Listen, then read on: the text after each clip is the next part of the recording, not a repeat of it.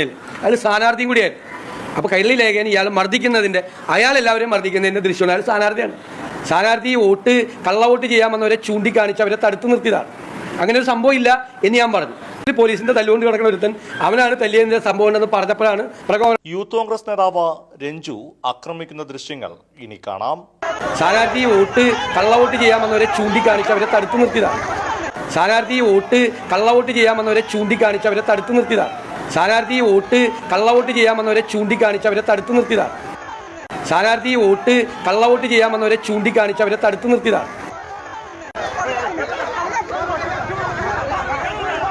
സതീശൻ ഇന്നലെ പറഞ്ഞ നുണ കൃത്യമായി എല്ലാ തെളിവുകളും പുറത്തു വന്നിട്ടും വീണ്ടും സതീശൻ നുണ ആവർത്തിച്ച് പറയുകയാണ് സതീശൻ ചെയ്യുന്നത്.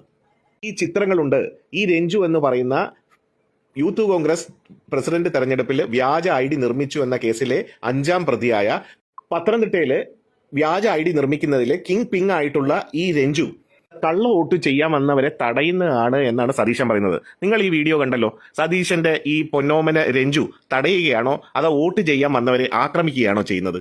ഇങ്ങനെ നുണ പറയുന്ന സതീശന്റെ മുഖത്ത് നോക്കി മിസ്റ്റർ സതീശൻ, നിങ്ങൾ പറയുന്നത് തെറ്റാണ്, നിങ്ങൾ പറയുന്നത് ശരിയല്ല എന്ന് പറയാൻ ഇത്രയും മൈക്കുകൾ ഇവിടെ ഇരിപ്പുണ്ടല്ലോ. അതിൽ ഒരെണ്ണത്തിന് പോലും കഴിഞ്ഞില്ലല്ലോ.